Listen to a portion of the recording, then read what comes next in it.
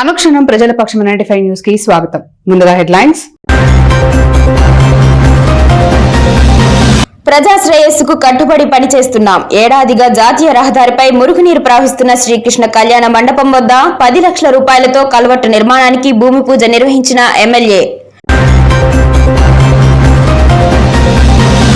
ఇచ్చిన అప్పు తిరిగి కట్టమని అడిగినందుకు స్నేహితుడిని అంతమొందించిన దుర్మార్గుడిని కటకటాలకు పంపిన వీకోట పోలీసులు. ప్రభుత్వ భూములు జోలికొస్తే ఖబర్దార్, భూ కబ్జాదారులను హెచ్చరించిన ఎమ్మెల్యే షాజహాన్ బాషా. నిరుపేదల కోసం కాలనీ ఇళ్లు నిర్మాణం కోసం స్థలాన్ని అధికారులతో కలిసి పరిశీలన.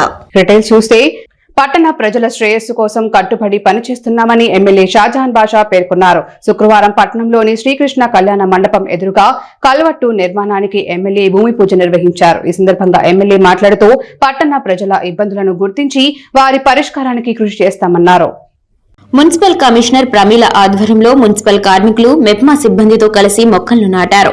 ఈ సందర్భంగా ఎమ్మెల్యే మీడియాతో మాట్లాడుతూ మొక్కలు నాటే కార్యక్రమాన్ని ప్రతి పౌరుడు బాధ్యతగా తీసుకుని చెట్లను పెంచాలని అన్నారు. ఎన్నో ఏళ్లుగా మదనపల్లి ప్రాంతం చల్లదనానికి మారుపేరుగా పేదవాడు ఊటీగా పిలువబడుతున్న మన పట్టణాన్ని కాలుష్యం నుండి కాపాడుకోవాల్సిన బాధ్యత అందరిపై ఉందని తెలిపారు. చెట్లను పెంచేందుకు మహిళలు ముందుకు రావడం సంతోషమని, చెట్లను కాపాడే బాధ్యత కూడా మహిళలు తీసుకుంటే బాగుంటుందని సూచించారు.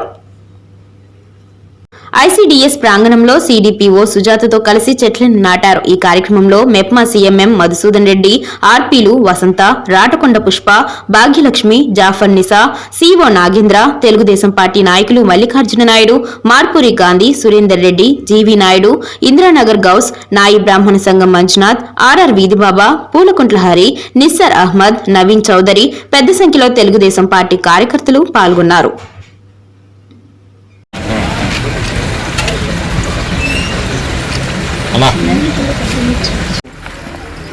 ప్రతి వారం ఏ విధంగా మనం చెట్లు నాటే కార్యక్రమం ఉందో ఒక 2 వారాలు అసెంబ్లీ ఉన్నందువలన తప్పిపోయింది. ఈరోజు ఇరిగేషన్ కాంపౌండ్లో చెట్లు నాటడం కార్యక్రమం స్టార్ట్ చేయడం జరిగింది. తప్పకుండా ఈ పర్యావరణం కాపాడుతూ పూర్తి స్థాయిగా మదనపల్లి పర్యావరణం కోసం పూర్తి బాధ్యతగా పనిచేస్తారని చెప్పి తెలియజేస్తూ ఇంకా మెరుగైన పద్ధతిలో మంచి ఆక్సిజన్ చెట్లన్నీ నాటి ప్రజలకు ఇంకా సౌకర్యం కల్పిస్తూ మదనపల్లి అంటే it's called poor man's Ooty. ఆ విధంగా మదనపల్లి అన్ని విధాలుగా పర్యావరణకు కాలుష్యానికి దూరం పెడుతూ పర్యావరణం కాపాడుకుంటూ మనమందరం కలిసి మదనపల్లి నిర్మాణం కోసం మదనపల్లి పౌరులందరూ కలిసి నడుం బిగించి నడుస్తారని చెప్పి సవినయంగా తెలియజేస్తూ ఈ కార్యక్రమం ప్రతి వారం మనం చేయాల్సి ఉంది. మన పైన బాధ్యత ఉంది. ఏవైతే చెట్లు నాటినామో, ఎవరెవరి ఇళ్ల దగ్గర చెట్లు నాటినామో కాపాడే బాధ్యత మీ అందరిది. దయచేసి మనం అందరం సహకరించి ముందు. ప్రభుత్వ భూముల జోలికొస్తే ఖబర్దారని భూ కబ్జాదారులకు ఎమ్మెల్యే షాజహాన్ బాషా హెచ్చరించారు. గతంలో పేదలకు హౌసింగ్ కాలనీ కేటాయించిన బయ్యారెడ్డి కాలనీ, జామతోట ప్రాంతంలో అధికారులతో కలిసి ఆయన పర్యటించారు. ఈ సందర్భంగా ఎమ్మెల్యే మాట్లాడుతూ జామతోట సమీపంలోని సర్వే నెంబర్ 602, 603, 604లో 5 ఎకరాల భూమిని గతంలో ఇంటి పట్టాల కోసం కేటాయించడం జరిగిందని, అయితే కొందరు భూ అక్రమదారులు ఇష్టానుసారం వ్యవహరిస్తూ ప్రభుత్వ భూములు విక్రయిస్తున్నారని, ఇకపై వారి ఆటలు సాగవన్నారు. ముఖ్యమంత్రి చంద్రబాబు నాయుడు భూ ఆక్రమణదారుల భరతం పట్టేందుకు కొత్త చట్టం తీసుకొచ్చారన్నారు. అదేవిధంగా ఈ సర్వే నెంబర్లలో అధికారులు అర్హులైన పేదలకు 2 సెంట్ల చొప్పున స్థలం కేటాయించాలని సూచించారు.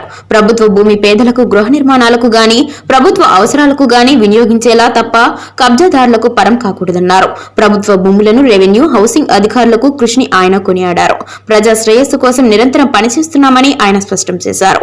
ఈ కార్యక్రమంలో housing DE Ramesh Reddy, AE Deen Dayal Raju, MPDO Taj, మస్టూర్ రెవెన్యూ, ఆర్ఐ పంచాయతీ కార్యదర్శి గిరి, టీడీపీ నాయకులు బొమ్మిశెట్టి పురుషోత్తం, రాటకొండ శ్రీనివాసులు నాయుడు, ఎర్రబల్లి వెంకటరమణారెడ్డి, రామశెట్టి కృష్ణ, కంచర్ల మల్లికార్జున నాయుడు, కొరముట్ల నాగరాజు, బీదం గురునాథ్ యాదవ్, మడితం రమణ, మోహన్ రెడ్డి, జీవీ నాయుడు, ముంబై దుర్గా, రెడ్డి రాయల్స్, రాధమ్మ, పులి మహాలక్ష్మి, నాగమణి, నందిని తదితరులు పాల్గొన్నారు. నేను ఇక్కడ ఉన్న కాలనీ ప్రజలు నాకు పిలిచారు. ఏమని? నీళ్ల సమస్యల పైన, రోడ్డు సమస్య పైన.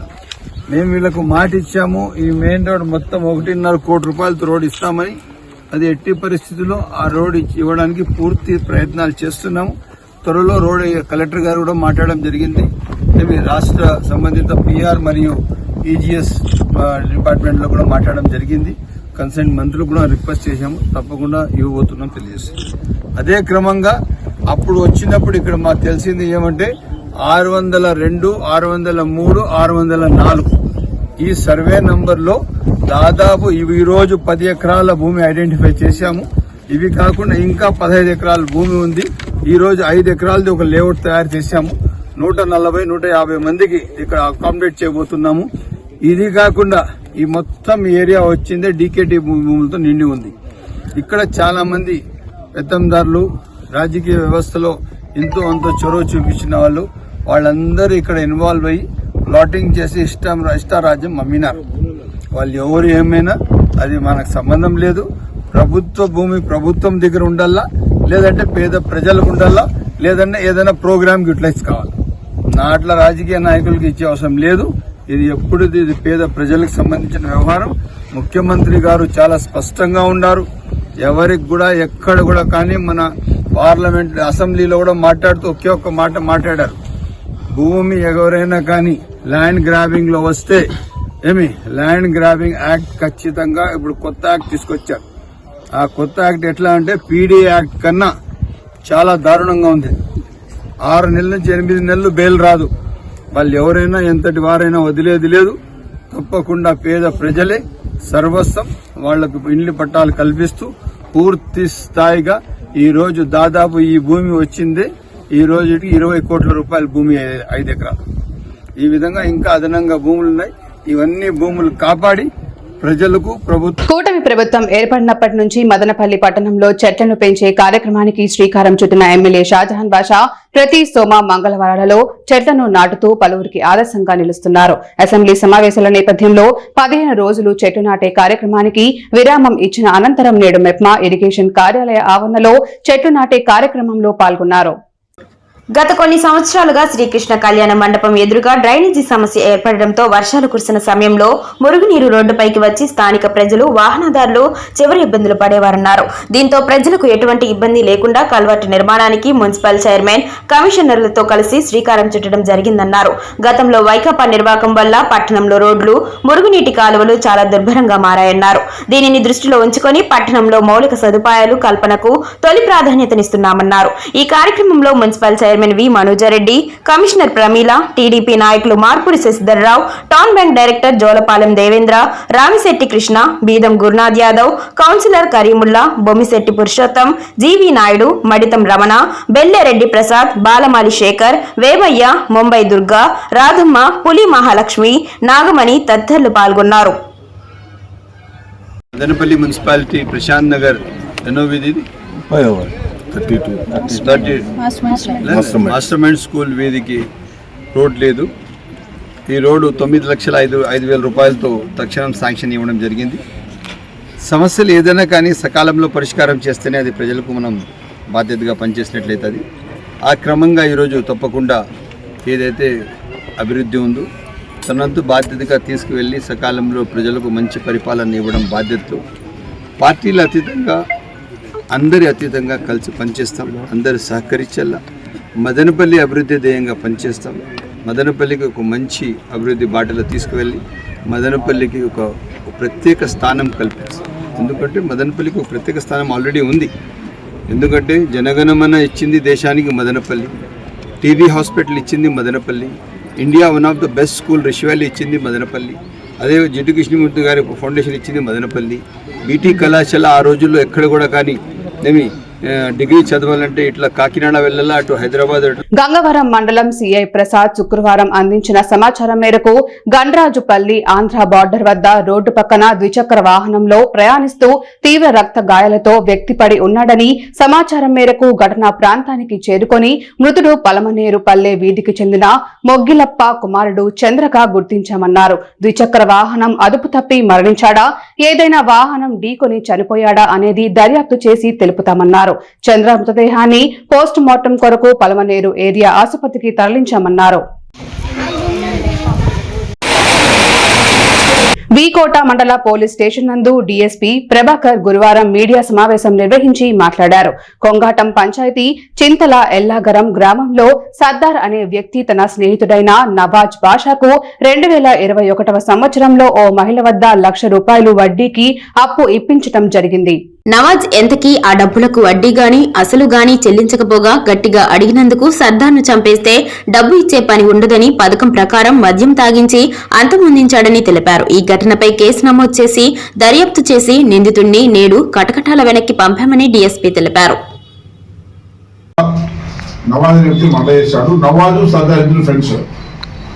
నవాజుకు ఒకసారి 50,000 ఇంకోసారి 50,000 ₹1,00,000 డబ్బులు వాళ్ళు తెలిసిన వాళ్ళ దగ్గర నుంచి సర్దార్ అప్పుగా ఇప్పించాడు. అప్పు సరైన కాలంలో నవాజ్ చెల్లించట్లేదని చెప్పి సర్దార్ కోపం పెంచుకున్నాడు. 21 తారీఖు ఇంటి దగ్గర ఉంటే పిలుచుకొని పోయి మందాన్ని పిలుచుకుపోయి దాక్కుంటూ చలి ఎక్కువగా ఉండి చలిమంట వేసుకొని మధ్యలో డబ్బులు తీసుకుపోయిన వాగ్వాదం రావడంతో లేచి మండుతో పెద్ద కొయ్యను తీసుకొని వెంట కొయ్యను తీసుకొని బాగా బలంగా గేటు కొడితే మెడ మీద పడి అక్కడే సోదరి. ప్రముఖ ఇంజనీరింగ్ విద్యా సంస్థ Madanapalle institute of technology and science నందు కంప్యూటర్ సైన్స్ అండ్ ఇంజనీరింగ్ వారు live hacking in action, cyber బెదిరింపులు మరియు వాస్తవ ప్రపంచ దోపిడీలపై విద్యార్థులకు అతిథి ఉపన్యాసంను ఏర్పాటు చేశారు. ఈ కార్యక్రమానికి ముఖ్య అతిథిగా కళాశాల పూర్వ విద్యార్థి 4వ కార్పస్ వ్యవస్థాపకుడు మరియు సీఈఓ కుప్పం జోహారి పాల్గొన్నారు.